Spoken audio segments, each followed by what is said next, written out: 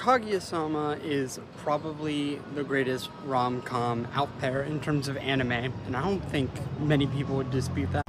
I think 99% of people have it at least in their top 3.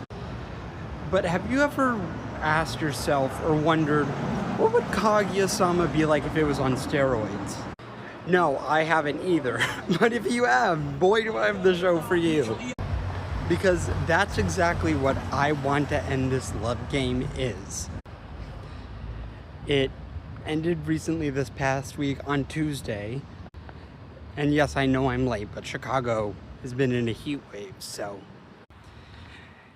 Anyway, the story's premise is pretty cliche. It's about 2 childhood friends. But when they were kids, they started this game called the Love Game, where they would just say, I love you, and try and get the other to blush.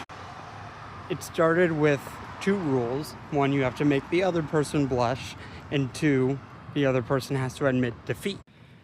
But of course, if you're playing a game, you're not likely to admit defeat, so things evolve.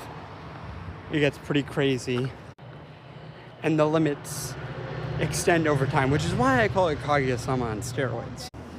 Because rather than doing these big brain tactics that, add up over time, that eventually lead to just a confession, you're just low-key confessing it, and the way you win is when the other person waves a white flag and says, I love you too.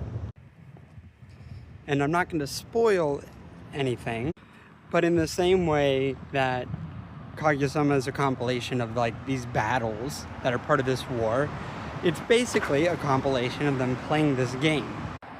And I think it is a great show. Personally, I might even have it at the top of shows that aired this season.